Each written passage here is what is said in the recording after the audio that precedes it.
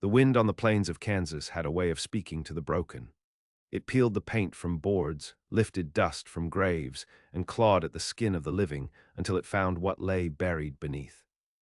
On this particular March morning in 1893, it howled down the iron tracks cutting through Dry Fork Station, a nothing place between Salina and the western nowhere, and found a man named Eli Cutter sitting on a crate with his hat pulled low, boots planted wide like he meant to stay that way until the land swallowed him up whole.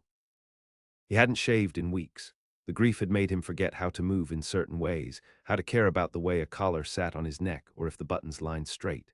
His wife had died slow, yellow-eyed and muttering, by a cough that ripped her small body to pieces from the inside out.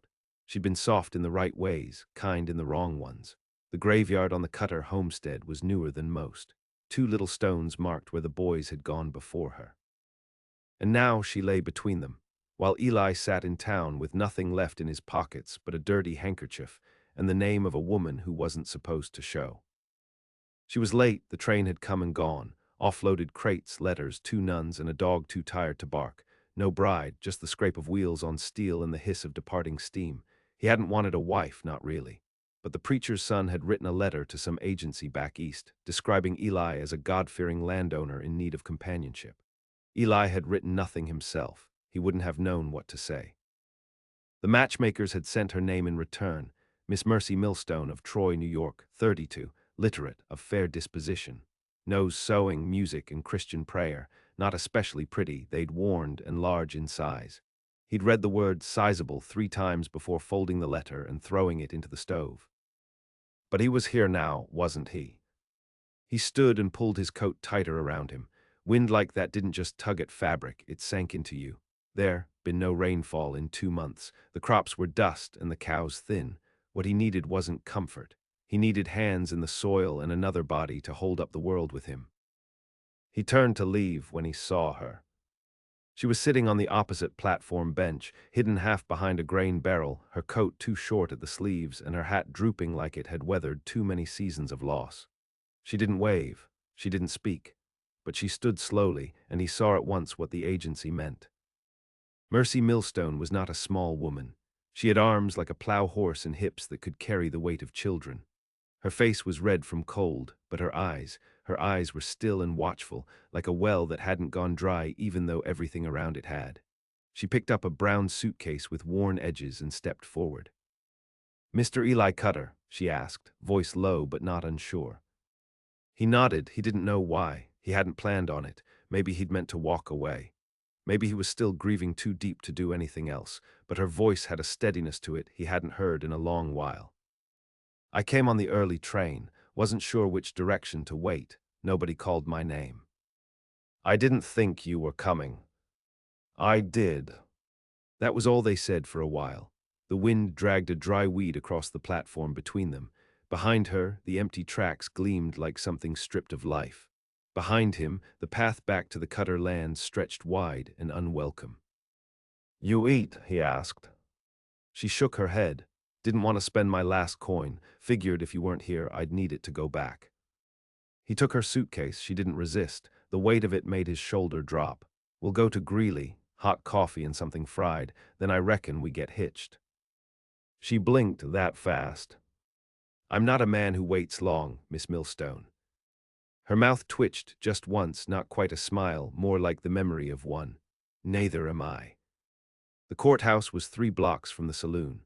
Old Greeley ran both the whiskey and the marrying papers in Dry Fork, and he had no problem setting the coffee pot aside for a pen and ink once Eli dropped $1 on the bar. They signed without fanfare. The preacher was down in Topeka with a case of the measles, but the deputy stood in for witness and spat into a spittoon while they made their marks. "May the Lord bless and keep you," Greeley said without conviction, offering Eli a tin flask after the deed was done. Eli handed it to Mercy. She drank deep. No cough, no grimace, just a long look at her new husband like she meant to know everything about him without asking a single question. They left town before sundown. The mule cart carried them west into the stretch of nothing that had been Eli's land for 13 years. The house was drywood and sagging on the north side. The fields had long since stopped pretending to grow anything. A dog barked once and then gave up. There was blood on the porch, dried and rust-colored. Mercy looked down at it but didn't speak. A fox had gotten into the chickens the night before. Inside, the air smelled of dust and stale cloth. Eli dropped her suitcase by the door. I don't keep a separate room. Didn't ask you to. You still want this? She looked around. Her eyes lingered on the stove, the rifle above the mantel, the photographs with faces turned away from the light. She reached into her coat pocket and pulled out a folded paper. The corner was burned, but he could still read what it said. Mercy Millstone, female, classified undesirable, known to consume excess rations, unfit for domestic work requiring agility or restraint. Stamped with the seal of the Albany Women's Aid Society. He read it, then read it again. You were sent away. I left. Because of this. No, because I hit the woman who wrote it. He stared at her. She looked back, still as stone. I won't be sent somewhere I don't belong again. If you're just looking for a wife to bury behind a stove and make you feel less alone, you'd best take me back to town now. I'm not soft, and I'm not sweet, but I'll keep your home, work your land, and bury anything that tries to take it from you. He felt something shift in his chest. Not love, not yet, but something older, like recognition. I'm not easy to live with. Neither am I. He looked at her hand. It was thick-fingered and raw from travel. He reached out and took it. That night they did not speak again. She undressed behind the stove. He undressed by the window. They lay in the same bed but did not touch. The wind scratched at the windows. Somewhere in the barn, a coyote screamed. In the morning, she was already outside, splitting wood with her coat off and her sleeves rolled to the elbow. The sun had not yet broken the horizon. Eli watched her from the doorway. He did not smile, but he stayed. By the third week, she'd taken over the barn. Not by declaration, not by force, just by knowing where everything belonged and moving it there with the quiet certainty of someone who'd grown up being told she took up too much space and had finally decided to own it. Eli watched her stack feed in ways that kept out damp, saw her re-rope the corral gate with a knot he'd never learned. She could lift more than him, and when she did, she never looked at him sideways to see if that bruised his pride. She just lifted, worked, got on with it.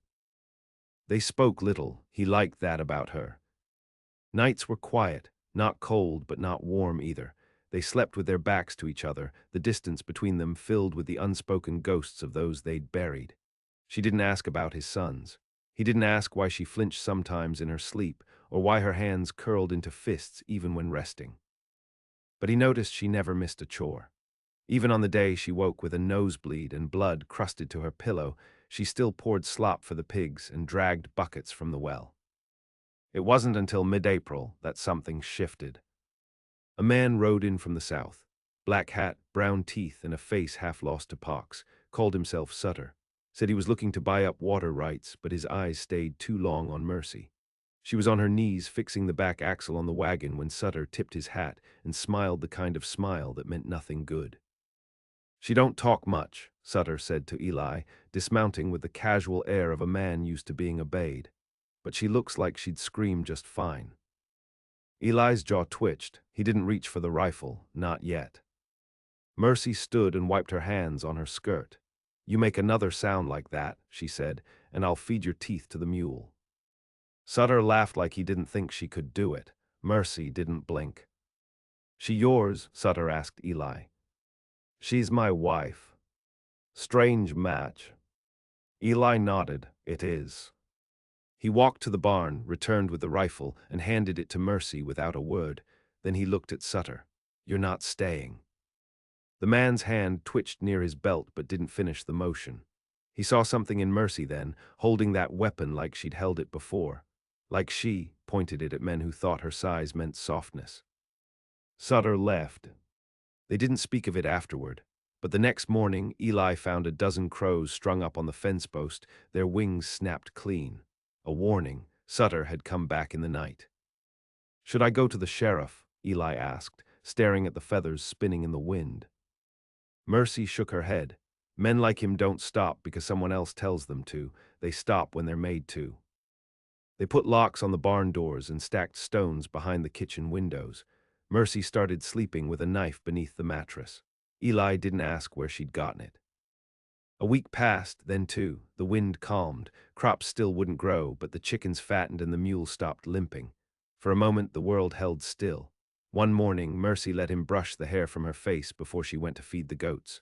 Another evening, she touched his shoulder when she passed him near the hearth. Not tenderness, but something like trust. It broke on the first rain. The roof leaked, and Eli climbed up with tar and nails while Mercy boiled water for the washtub. He slipped, not far, but bad enough that his ankle twisted under him and he couldn't stand. The sound he made when he hit the ground brought her running. She didn't cry, didn't panic. She braced him with one arm and dragged him into the house like a sack of grain. "You don't cry out," she said. "Not for this, not for something that won't kill you." He wanted to say he wasn't crying out, but he'd screamed, loud enough that birds lifted from the barn roof.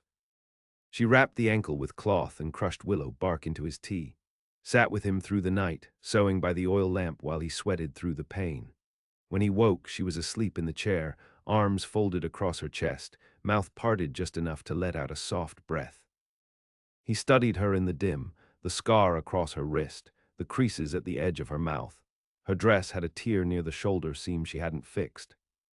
Eli didn't know when he started to feel protective of her. Maybe it was that moment. Maybe it was watching someone so strong fall into sleep so defenseless. But it shifted him deep. The next day, Mercy took over the field work. He could barely hobble with a crutch, but he sat at the edge of the porch and watched her break the earth with steady rhythm. Dirt on her arms, sweat on her back. She didn't slow once, not for breath, not for pain, not for anything. That night she lay beside him in the bed and did not turn away. His hand found hers under the blanket, and she didn't pull back. In the dark, he said only one thing: "I'm glad you came." Her thumb traced the line of his knuckle. "I never would have left if I'd known a man like you lived out here." He felt something burn in his throat, something old and wordless. In the morning, they found another dead crow on the doorstep. This one had a bullet hole in its head.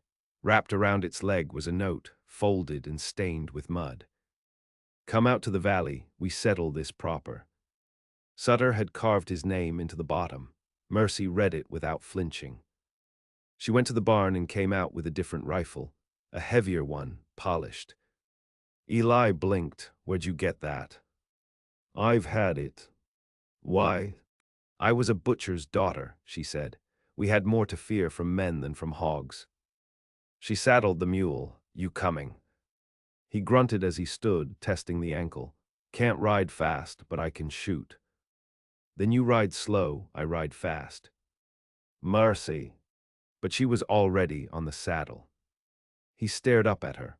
The sun behind her back gave her the shape of something larger than human. "You go alone," he said. "You might not come back." She looked down. "He touches you, I won't have a reason to come back. I'll bury him, then follow." He saw then how much she meant it. So he nodded once. "Don't miss." She didn't, but she did take longer to come back than he wanted. And when she did, her face was blood-slick, her dress torn, and her eyes so calm it chilled him to see. "I didn't bury him," she said. Eli waited. She wiped the rifle clean on her skirt. "I left him for the pigs." She didn't go to the basin to wash, didn't run. She walked into the house and made coffee. He followed. Whatever had passed between them before now belonged to something new. And whatever this was, they would carry it together into what came next. Spring folded into summer with a heat that baked the earth until it cracked. Grass curled brown at the edges. Flies gathered in swarms so thick they hung in the air like fog. It was a season that didn't permit softness. Eli watched as Mercy dug trenches for runoff, strung canvas to shade the mule, and slaughtered a pig before the heat could spoil it. Her sleeves were always rolled, her hair always damp at the neck, and in all of it, she never once asked for help. The body changed things. Not between them, they were past the point of skittishness. She slept in his bed like she'd been born to it. He let her. But what they didn't say weighed heavier than all that had been spoken. Sutter's name never came up again. But some nights Eli would find her awake long past midnight, just sitting at the edge of the porch with that same rifle in her lap, eyes trained on the dark line of the horizon. "You expect someone?" he asked once, leaning on his crutch. No, but a man like him don't ride alone. They never found Sutter's horse. One morning, weeks after the pigs had stripped the flesh from Sutter's bones, a rider came up the trail from the east, young, too clean to be local. He wore a vest with silver buttons and carried a pistol that had never been fired. Eli stayed in the doorway. Mercy kept skinning potatoes without looking up. "Y'all know a man name of Sutter?" the rider asked. "No," Mercy said flatly. The boy frowned. He was supposed to meet me down near Garden City, never showed, rode this direction last, figured he'd stopped for a woman. "There's no women out here," she said. The boy glanced at Eli, then back at her. "Funny, looks like there is." Mercy wiped her hands on her apron and stepped out of the doorway. She looked bigger in the sun, or maybe just more solid, like something unmovable. She walked right up to the boy's horse, placed a hand on its neck. The beast shuddered under her palm. "Listen, son, there's nothing out here for you but dust and regret. If he meant something to you, ride back to town. Say a prayer, leave it at that." The boy didn't move. She leaned in, voice a low rasp. "You stay too long, you'll learn what kind of woman he stopped for." The rider left, fast. Eli didn't say a word, but that night, after the sun fell and the locusts began their songs, he brought a bottle of aged rye to the porch and poured them each a glass. Mercy took hers. They drank in silence. "You were married before," she said, not asking. He nodded. "What was she like?" He thought for a while. Soft, smelled like rose soap. She cried when the hens got sick. Mercy didn't smile, but something in her eyes softened. "You loved her." "I did. Do you love me?" He didn't answer, she didn't press. Instead, she said, "I won't ever smell like roses." "I know. I won't cry for chickens." He looked at her. "I know that too." She drained her glass. "Then maybe we're getting somewhere." By the end of July, the well was running low. They took turns hauling buckets from the creek 3 miles south. Eli limped less now. Mercy didn't complain. They learned to speak in hand signs, in nods, in the angle of a door left open or closed. She started humming when she worked, old songs, broken in places like the voice that carried them. Eli found himself listening for it, waiting for that first low note drifting from the yard as she scrubbed blood from the table or sharpened tools under the sun. They didn't speak of love. But he learned how she took her coffee, and she started folding his shirts the way his mother used to. One night, when the heat got so bad they couldn't sleep, they sat in the dark with their backs pressed together and listened to the coyotes scream. "You ever kill before him?" Eli asked. Mercy didn't turn. "Yes." "Why?" She waited long enough, he thought she wouldn't answer. "Then I was 12. My uncle came drunk into the cellar where I was sorting jars. He said a woman ought to know her place. I found a cleaver before he found his belt." Eli didn't speak. The sound of the wind against the eaves filled the silence. "I told my mother. She made me leave before his brothers came, sent me east, said I was too big to be believed. They'd think I asked for it." He reached back, fingers brushing hers, not tightly, just enough to say, "I heard you." She leaned her head back, just for a moment, against his shoulder. By August, the goats caught sickness. Eli slit their throats himself before the disease spread. Mercy burned the corpses. No tears, just fire and the smell of ash on her skin. The days ran long, too dry, too quiet. Until the wagon came. Not a man this time, but a whole family, pa, ma, 2 daughters and a preacher's boy, 17, skin like milk. They came rolling down the trail in a cart with one broken wheel and a barrel of sour apples. Said they were headed west but heard there was water out this way. Eli offered none. Mercy stood behind him with her arms crossed and her chin high. "You got a place to lay our heads?" the mother asked, gaze flicking over Eli's shoulder to the house. Mercy spoke up then. "This ain't an inn, keep riding." The preacher's boy, eyes wide, looked Mercy up and down like he'd never seen a woman her size stand like that. Like she owned her ground.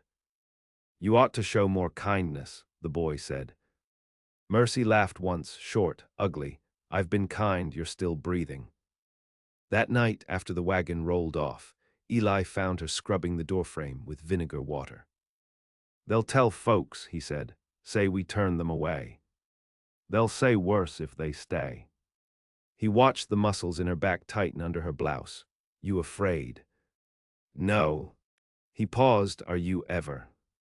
Mercy looked up, eyes catching his in the dim light. Only when it matters. She stopped scrubbing, walked to him. You asked me if I'd killed before, she said, but you didn't ask if it changed me. He waited. I was soft once before, it cost me blood, so now I stay hard, not out of anger, out of need. Eli reached out. His hand cupped her jaw, rough thumb brushing the edge of her cheekbone. I don't need soft, he said. I need you. Her eyes did well, they didn't flicker. They simply stayed on his, and she nodded once, like that was the only thing she'd ever needed to hear. They went inside, shut the door. And for the first time they undressed each other slowly, without silence, without shame. The bed creaked, the wind fell still. And in the morning he found her asleep on his chest, with her hand curled just over his heart, like she meant to keep it from failing. That was the morning the sheriff arrived.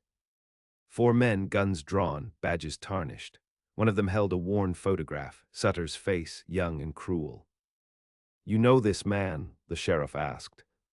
Mercy stepped forward. He came here, caused trouble, left. You sure about that? Eli didn't move, just said, we told him to go. That's the last we saw. The sheriff studied their faces, studied the rifle at the door, studied the dried stain on the porch Mercy hadn't gotten to yet. He didn't press. Just be careful, the sheriff said, mounting back up. Men like him got long shadows. When they rode off, Eli turned to her. You sure they'll leave us alone? Mercy looked out across the field. No, but I've got enough bullets for the ones that come next. And Eli, he believed her. The first frost came early. It spread thin across the fields like spilled milk, slicking the porch steps and turning the cracked dirt brittle. Birds flew lower, coyotes sang longer. Mercy had already begun packing salt into pork slabs and hanging them beneath the kitchen floorboards. Eli fixed the cellar latch. Neither spoke of what the sheriff had said, neither needed to. But some nights he caught her standing at the window long after the fire had died, staring into the dark like it owed her something. Her breath fogged the glass, her hands curled at her sides. She wasn't waiting for Sutter. She was waiting for the rest of him. One morning she came in from the creek wet to the knees and colder than she ought to have been. Eli had boiled water, set it on the stove. You need rest, he said, passing her a mug. She took it without thanks, sat with her legs wide and shoulders slumped, like someone used to being mistaken for something less than human. There's wagon tracks near the ridge, she said, too fresh to be yesterday's. Eli looked up. Not the same family, she added, different, heavier wheels, widespread. How many? 4 sets of prints, 2 with boots, 2 smaller. He rubbed a hand over his mouth. Outlaws. She stared at the floor. They came quiet, didn't want to be seen. They started sleeping in shifts. One always near the rifle, the other near the window. She buried the valuables behind the outhouse, a silver comb, the deed to the land, the wedding paper, and her knife. If they burn us out, she said, those are the things we don't lose.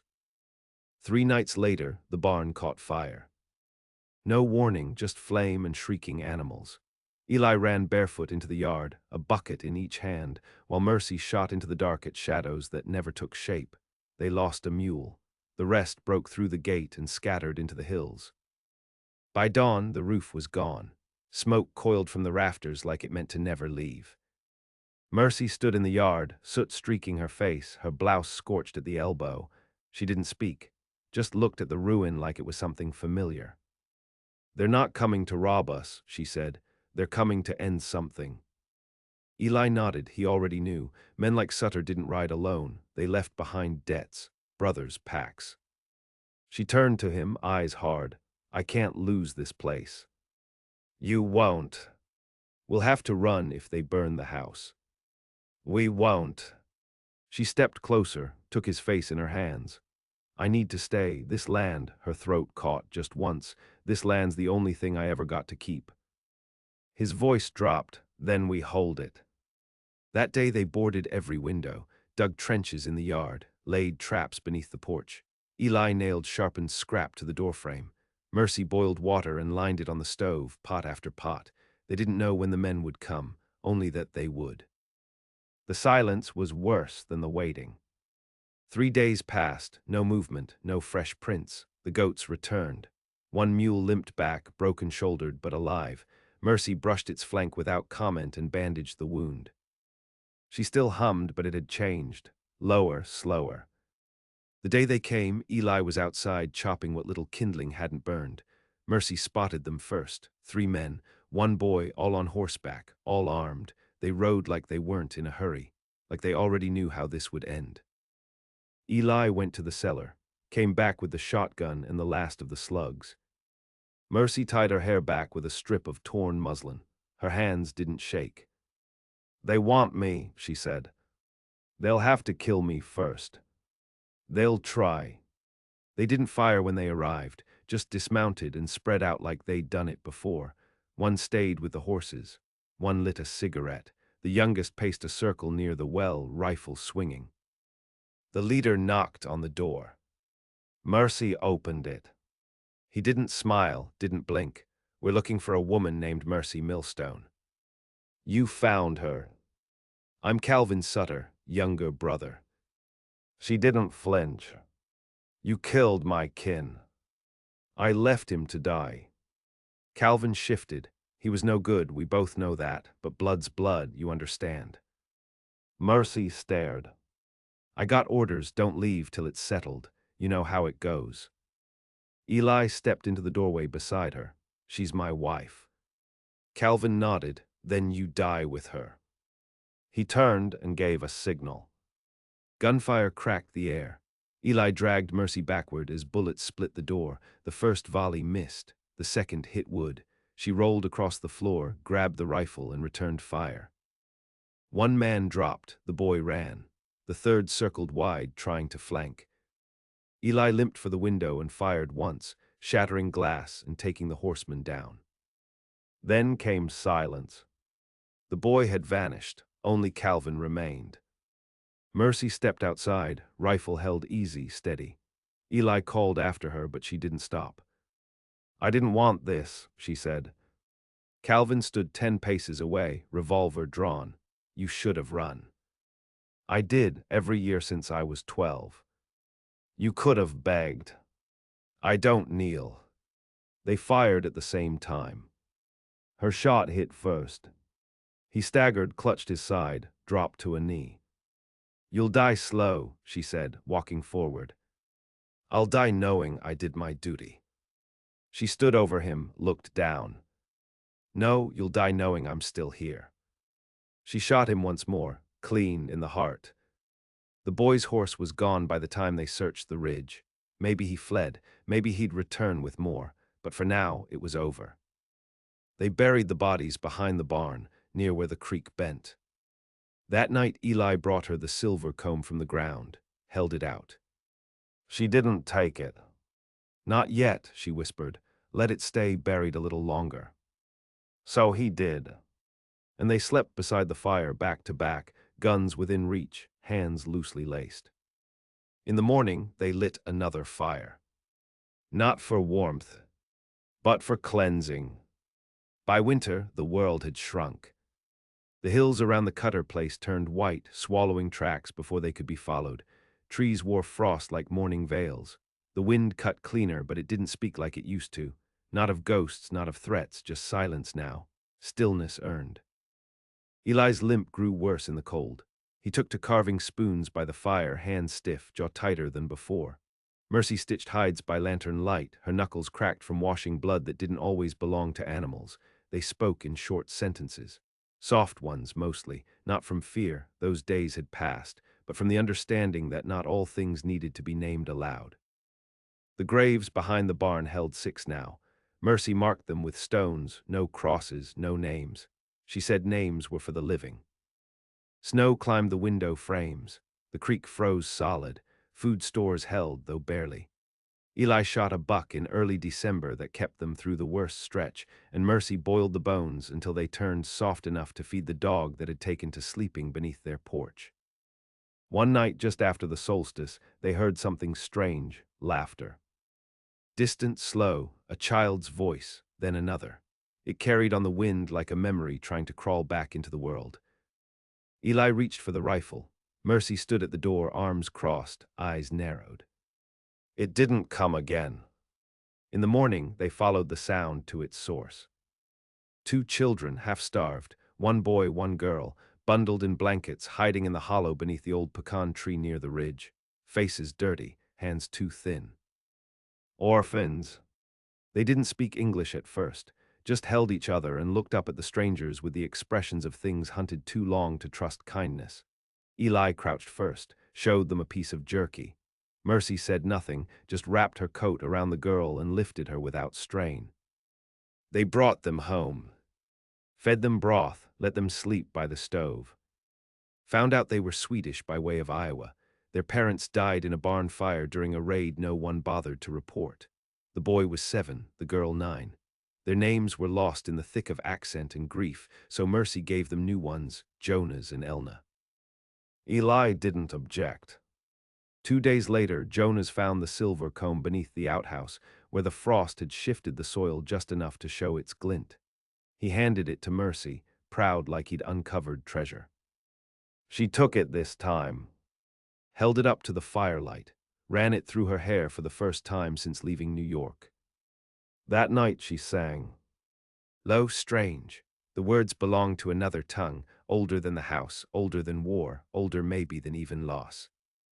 Eli watched her from his chair, something soft and ruined growing behind his ribs. Should I be worried? He asked. She smiled without turning, only if I stop. Spring came hard that year. Ice melted quick, and rivers swelled fast enough to take a wagon downstream in minutes. But the Cutter place stood firm. The barn was rebuilt. Mercy planted potatoes along the south slope. Elna chased the dog in circles through the mud, and Jonas learned to trap rabbits with wire and rock. They made a life. No peace, not really. Mercy didn't expect it. Eli knew better. But they built something close, and it held. Word came that the sheriff in town had been shot dead in his own office. A knife in the ribs, no witnesses, no suspects. No lawman came to replace him. Dry Fork fell quiet, and no riders passed through anymore.